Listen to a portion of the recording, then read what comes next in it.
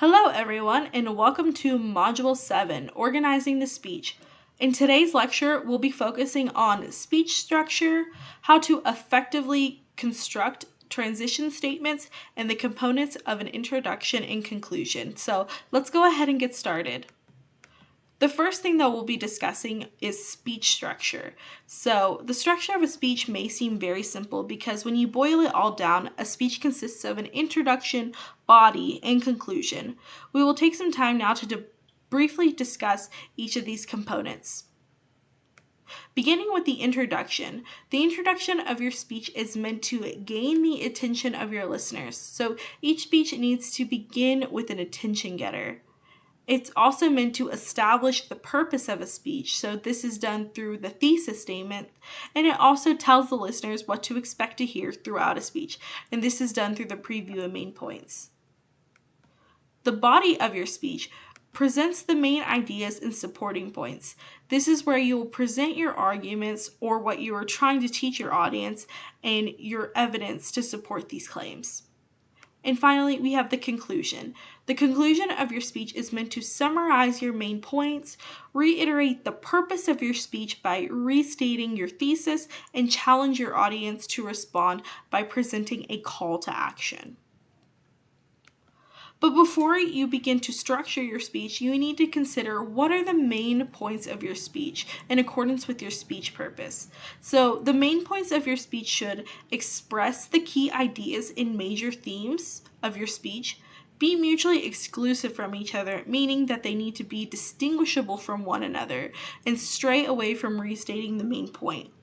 They need to be stated distinctly. Your audience needs to be able to tell what your main points are, and they need to flow directly from your speech and purpose or your speech purpose and thesis. So everything needs to connect and flow together.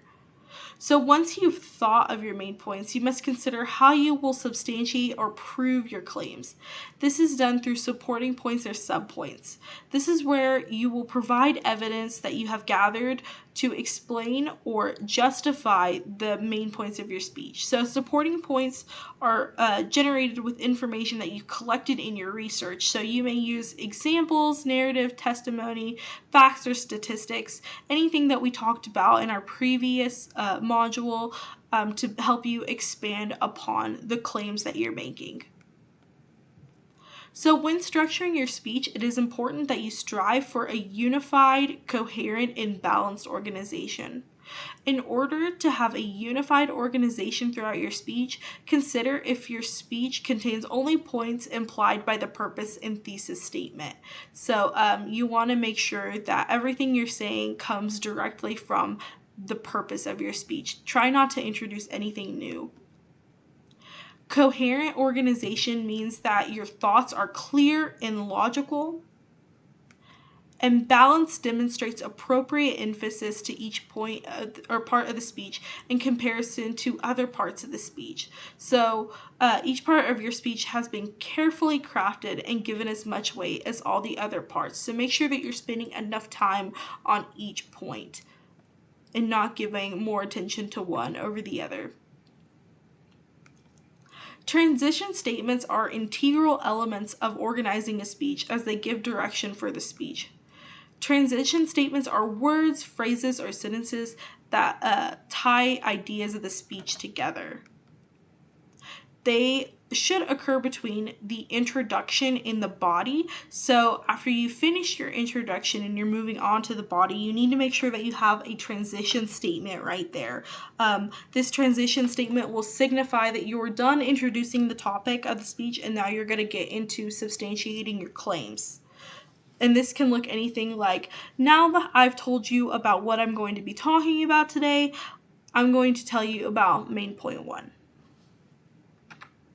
They need to happen between the main points within each body. So it's important to have transition statements between each main point. So this could be like, now that I've told you about main point 1, let me tell you a little bit about main point 2. And then they need to happen between the body and the conclusion of your speech. So it's important that you have a signifier from the body of your speech to the conclusion, as this communicates to your audience that you are about to conclude your speech. In public speaking, we like to say that when you're transition from main point to main point, it's best to always, or from any point in the speech, it's always best to say what you've said to your audience and then tell them what you're about to say. And I know this sounds repetitious, but it's really important in public speaking that we sound repetitious. And I know that we don't write like this, but whenever you're talking, it's harder for your audience to grasp all the points that you're trying to make, so you need to repeat it for them. So an example of this would be, now that I've told you about a candidate's background, let me tell you more about their policies. So now let's circle back around and discuss the components of an introduction. As I mentioned previously, each speech must begin with an attention getter. So attention getters are important as they are used as a means to captivate your audience from the beginning and to pique their interest for what you have to offer.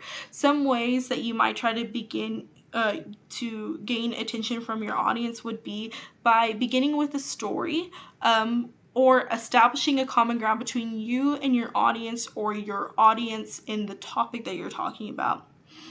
State an interesting or unusual fact. You could offer some trivia. Use humor, although I would be cautious about this. If you're not usually a funny person, public speaking might not be the best place to start trying to be. You could begin with a quote or refer to the audience or occasion. So once you've gained the attention of your audience, you will then declare your thesis statement. So as mentioned in previous lectures, the thesis is a single declarative sentence that expresses what your speech is meant to demonstrate or prove. Think about what you hope to accomplish throughout the speech, or what your audience should take away from it when it's done. Keep in mind, a thesis statement is not a preview of main points, however. So after clearly stating your thesis statement, you will establish your credibility as a speaker. This is where you will make simple statements about your qualifications, experience, or knowledge with respect to the topic or occasion. So credibility statements are important to include in the introduction of your speech, as they communicate to your audience why you are a trustworthy source of information on a given topic. An example of a credibility statement could be, as an environmental science major, I have done quite a bit of research on the consequences of greenhouse gas emissions.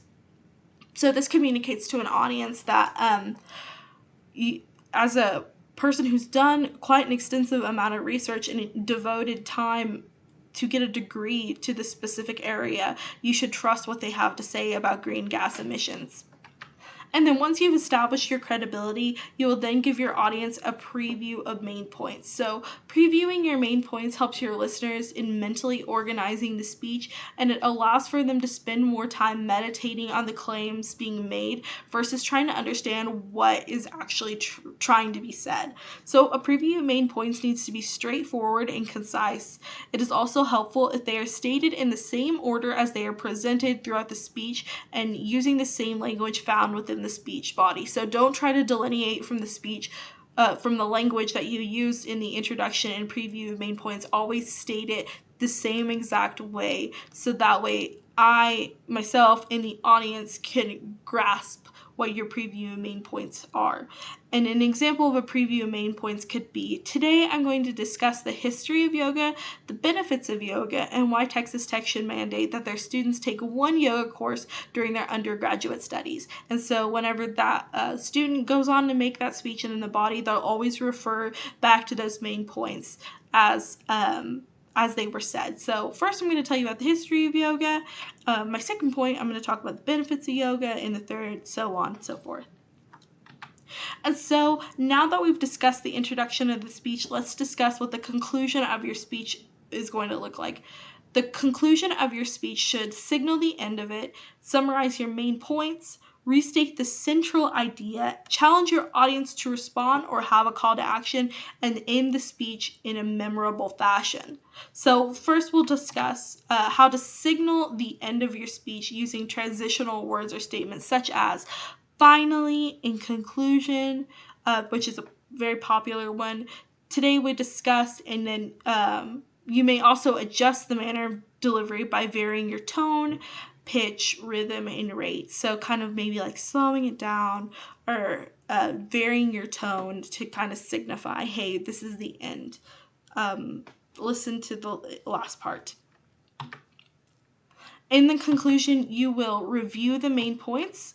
So this will help your listener to remember the main takeaways of the speech and bring the speech full circle. You'll restate the thesis and purpose statement.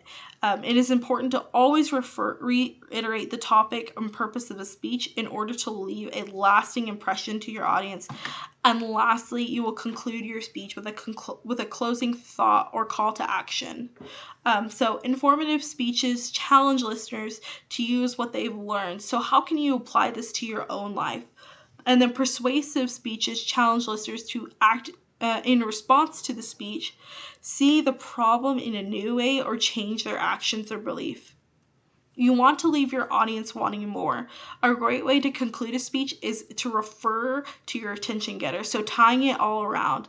And this gives a sense of finality and completion to what you're saying. So, that's all I have for today's lecture. I hope you learned a lot about structuring your speech, how to construct an effective transition statement, and the components of an introduction and conclusion. This is a very important lecture.